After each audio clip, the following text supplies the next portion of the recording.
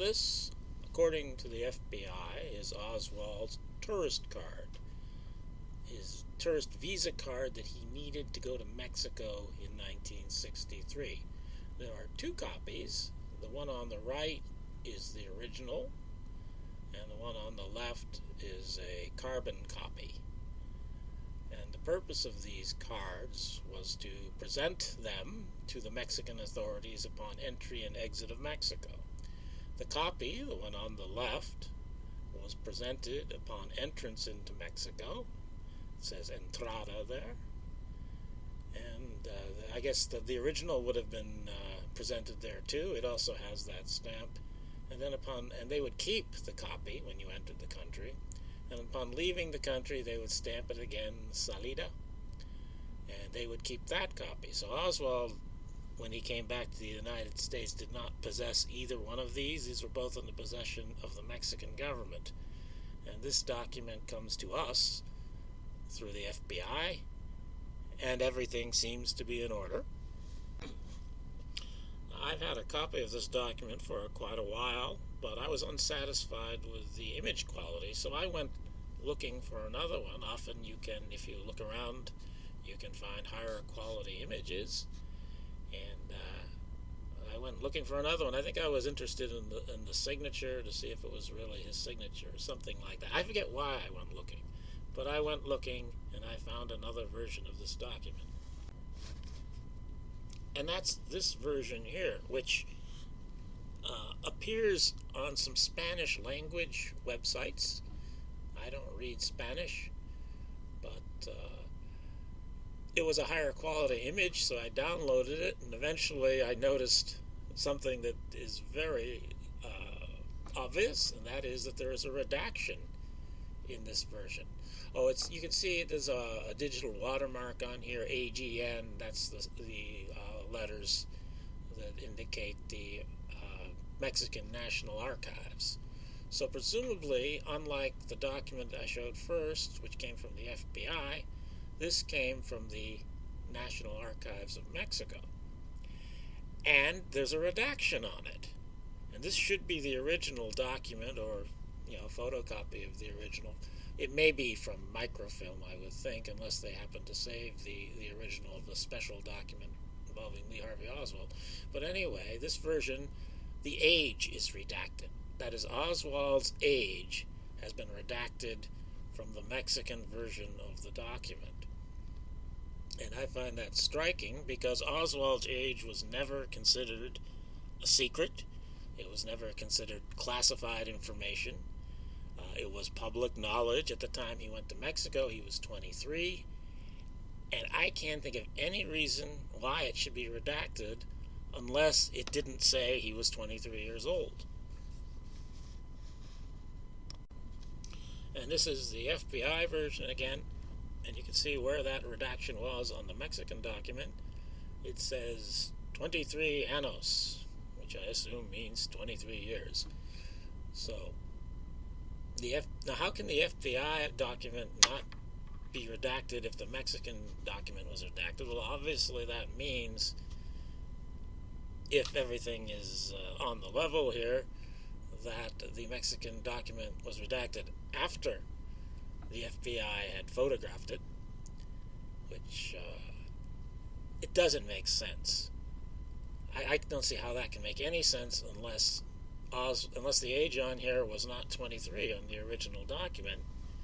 And so the implication here is, I think, that the Mexican document was redacted in order to hide the fact that it was the wrong age, and that the FBI document was altered in order to give it the right age. Now I have to introduce William Gaudet into the story here.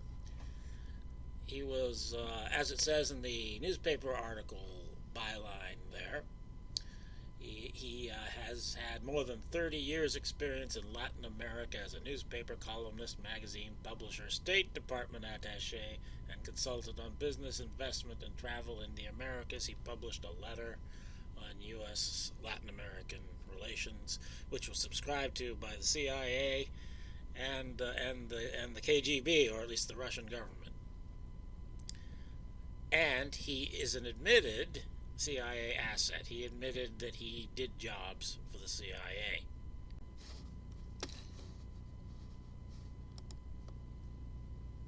And he enters into this topic because his Mexico visa tourist card happens to be sequential, the one directly before Oswald's, which means apparently that both he and Oswald, one after the other, were in the Mexican consulate in New Orleans applying for tourist visas. So here we have, and this is from a 1978 interview. I'm not going to read that here, but you can stop it and read it if you like, where Gaudet says he never saw Oswald there, and he thinks it's just a coincidence. And because of this coincidence, the FBI did interview him on 11/27/63, 5 days after the assassination. And they wrote in their report that Gaudet said that he left New Orleans September 19th, 1963 via Pan American Airlines at 12 noon. He stated this Pan American flight landed in Mérida, Mexico, and then continued on to other Central and South American countries. Gaudet stated that he did not actually enter Mexico as he was continuing on to the South and Central American countries. Now, I put he did not actually enter Mexico in red lettering because that's very important to the topic here, because if you do what he says he did, then you don't need a Mexican tourist visa card. So if this story is true, he just happened to be at the Mexican consulate in New Orleans applying for a visa card at the same time as Oswald, essentially. A visa card which he did not even need and did not even use. Now, eventually he changed his story about his flight. The original story was about 2 months after his trip, and then years later he said he took a different flight to Mexico City where you had to stay over for a day, and therefore he would need the visa card for that. And this is from an interview, from the Fensterwald interview, I think it was 1978. I'm going to read the part here. Well, my recollection was it was Mexico City, but if I took that flight, I went to Guatemala and got off, and if I took that flight, I'd have gotten off in Guatemala. Because TACA does not connect in Guatemala. Now, I could be mistaken on the question of Mexico City versus Mérida, because I went frequently by Mérida to Guatemala. That wasn't unusual. Would you need a Mexican tourist? No. Entrance visa? No. Entry permit to do that? No. So chances are you did go by Mexico City. That's what I say. Otherwise, there's no reason to get the thing in the first place. There would have been none at all. Yeah. So what they're focusing on here is the fact that if his first story is true, then he had no reason to have the Mexican visa. And I think that's why he changed his story, because he realized it didn't make sense if he took the flight he took. So he made it a different flight later, or he said it was a different flight later. But what this means is that he's lying, I think, that he did not need the visa, yet he got it anyway, and he got it sequentially with Oswald. So I think the implication is that he and Oswald were involved in some way, that the visa he was getting was not really for himself, that it was for Oswald, or somebody else involved with Oswald. And this is my explanation for why the age is redacted on the tourist card in Oswald's name.